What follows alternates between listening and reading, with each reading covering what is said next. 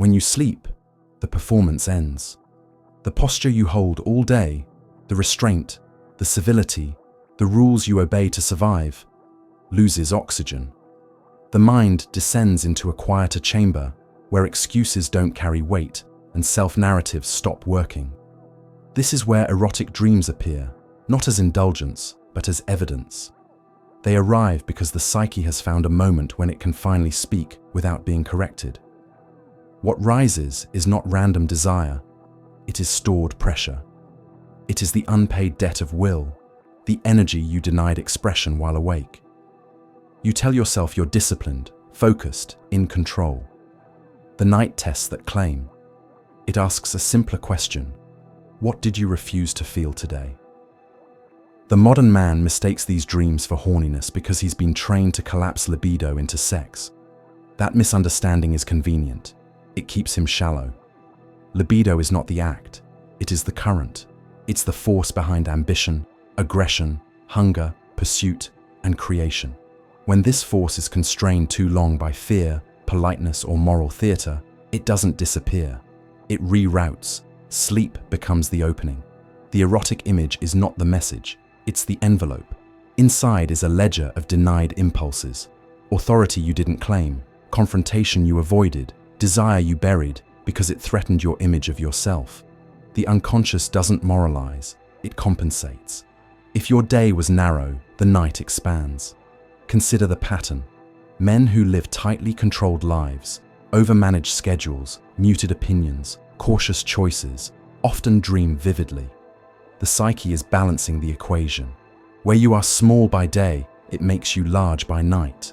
Where you suppress dominance, the dream amplifies polarity. Where you refuse to want openly, the dream wants for you. This is not a failure of discipline. It is the cost of incomplete discipline.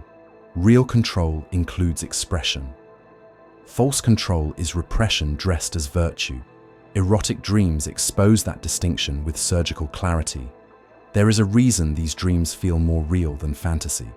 They are not entertainment. They are rehearsals. The unconscious trains in private what the conscious mind is afraid to practice in public. That training doesn't aim at pleasure, it aims at wholeness. When the ego loosens its grip, the shadow steps forward, carrying everything you disowned to remain acceptable. Strength you learned was dangerous. Desire you learned was shameful. Curiosity you learned would cost you belonging. The dream does not ask permission. It simply presents the evidence. This energy exists, and it wants somewhere to go. Notice how often shame follows the waking. That discomfort is not proof of corruption. It's proof of collision. Two internal authorities have met. One is the social self that survives by fitting in. The other is the deeper self that survives by being real. Erotic dreams happen at the fault line between them. The content disturbs you because it contradicts the story you tell about who you are. That contradiction is the point. The psyche is not trying to tempt you, it is trying to correct you. There is also a quieter truth most men miss. Not all erotic dreams are chaotic. Some are precise, clean, focused. These appear when energy has been denied not recklessly, but systematically. You chose safety over potency too many times. You chose comfort over command. The dream doesn't explode, it concentrates. It presents a single scene, a single polarity, a single charge. This is initiation, not indulgence. The unconscious is saying, this is what you've been starving. Ignore it, and the hunger mutates. Acknowledge it, and the hunger becomes fuel. Understand this clearly. The night does not reveal what you want to do. It reveals what you want to be. Erotic dreams are not instructions for action. They are measurements of imbalance. They show where your conscious life has narrowed so much that the psyche had to break the rules to breathe. You don't fix this by acting out, and you don't fix it by suppressing harder. You fix it by widening your waking life until the night no longer has to compensate. The men who never examine these dreams become managed by them.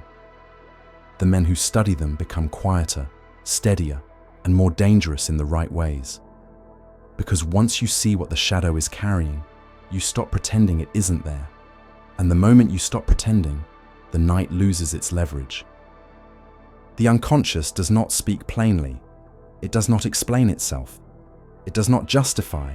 It communicates through pressure, contrast, and symbol, because symbols bypass your defenses. Erotic dreams are structured around polarity for one reason: power is what is actually being negotiated. Sex is simply the medium your nervous system understands most viscerally. Strip the bodies away, and what remains is force. Who initiates, who yields, who controls, who is chosen, who is watched, who is exposed. These are not fantasies of sensation. They are disclosures of hierarchy inside your psyche. When domination appears, it is rarely about cruelty or lust. It is about withheld authority. Somewhere in your waking life, you learn to restrain your edge, to soften decisions, to dilute certainty, to ask when you should have declared. The dream compensates by exaggerating command. The shadow is not telling you to dominate others. It is revealing that you have failed to dominate your own direction. Power unused turns inward. It seeks expression where it cannot be vetoed. The night gives it a stage.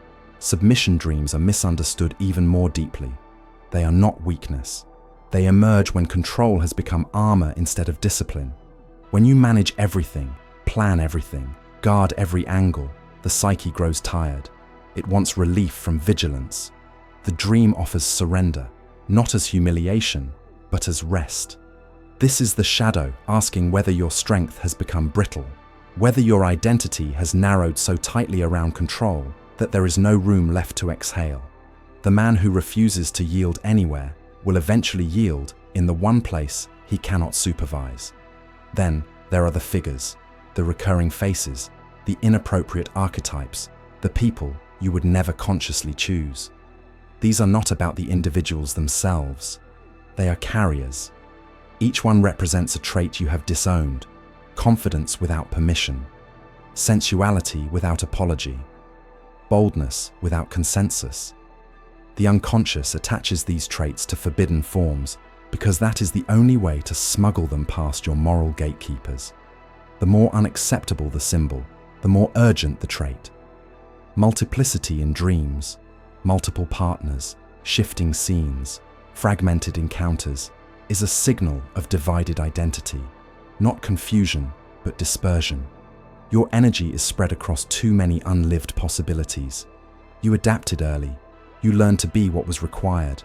Over time, the selves you didn't choose didn't die. They went underground. Erotic dreams gather them into one space, forcing you to confront the cost of choosing only one mask. This is not about excess. It is about reclamation. Pay attention to who desires and who is desired. If you are always wanted but rarely initiating, the psyche is flagging passivity disguised as humility. If you are always pursuing but never chosen, it points to validation hunger, worth outsourced to response. These dynamics repeat because the unconscious is persistent. It does not give up after one message. It escalates. The dream becomes louder when you pretend not to hear. Shame is the final symbol and the most revealing. Shame marks the boundary between conditioning and truth. When it appears, it is not condemning the dream, it is exposing the rule you live under. Every man carries an internal censor installed long before he could question it. Erotic dreams cross that border deliberately. They are not mocking your values. They are testing whether those values are alive or merely inherited. The mistake is to interpret these dreams literally. That error turns insight into impulse. The opposite mistake, moral panic, turns insight into repression. Both paths avoid responsibility. The correct posture is colder, observational. You ask what capacity is being requested, not what act is being suggested. The shadow is not asking for indulgence. It is demanding integration. If you decode the language correctly, the message becomes simple. Where your waking life denies polarity, the night restores it. Where you flatten yourself to remain acceptable, the unconscious sharpens you in secret. And if you refuse to learn the language, it will keep speaking, until it no longer needs symbols and starts expressing itself through compulsion, fixation, and loss of control. The shadow does not want your obedience. It wants your attention. Every message the unconscious sends carries an ultimatum, whether you recognize it or not. Erotic dreams are no exception. They arrive at a crossroads. Integrate the energy they reveal, or be governed by it indirectly. There is no neutral outcome. What you refuse to bring into consciousness does not remain passive. It reorganizes your behavior from below. This is how men who believe they are disciplined wake up years later ruled by habits they cannot explain and urges they no longer control. When libido remains unintegrated, it does not stay erotic. It degrades. It leaks into compulsions that look harmless on the surface. Constant novelty seeking, attention addiction, restless scrolling, flirtation without intention, performance without purpose. The man tells himself he is fine because he is not acting out, but the will has already been hollowed. Desire that is not claimed as energy becomes desire that demands release, and release is always weaker than command. Integration begins where most men are unwilling to look. Responsibility. Not responsibility to suppress, but responsibility to wield. The traits revealed in erotic dreams: authority, surrender, intensity, curiosity, appetite, are not vices. They are capacities. Left untrained, they destabilize. Trained, they consolidate. The man who integrates stops negotiating with his impulses and starts assigning them roles. Aggression becomes decisiveness. Desire becomes focus. Sensitivity becomes perception. Even surrender becomes strategic rest rather than collapse. This is why men who do this work change over time, including in their dreams. The chaotic imagery fades. The repetition breaks. The dreams grow quieter, more symbolic, less desperate. Not because desire has died, but because it has been absorbed into structure. The unconscious no longer needs to shout when it knows it will be heard. Silence is not repression. It is alignment. The danger at this stage is false resolution. Many men believe insight alone is integration. It isn't. Understanding the dream without adjusting your waking posture changes nothing. If the dream revealed suppressed authority, your life must expand to hold authority. If it revealed exhaustion from control, you must build in real surrender, not escapism. Integration costs comfort. It requires behavioral reorganization, not intellectual agreement. Avoid the twin traps. Indulgence dissolves the self. Moral rigidity fractures it. Both are evasions. One flees into appetite, the other flees into denial. The integrated man does neither. He extracts the energy, not the fantasy. He becomes larger so the shadow no longer has to sneak. The final truth is this: erotic dreams are not there to tempt you. They are there to measure you. They reveal the distance between who you present as and who you are becoming. When that distance grows too wide, the psyche intervenes. It uses the most visceral language available because subtlety failed. If you listen, integrate, and widen your life, the dreams lose their grip. If you ignore them, they escalate until they are no longer dreams at all. At that point, the shadow does not ask. It takes. The night always tells you the truth. The only question is whether you will meet it while you are still awake. Thus remember, we are in Deceptor. The Crusaders Bundle. 4 ruthless lessons. 1 unbreakable code. For a limited time, claim all 4 in Deceptor audiobooks for the price of 3. Step inside the private archive of discipline, power, and psychological warfare, where lust is conquered, the mind is weaponized, and legacy is forged. Don't just listen. Arm yourself.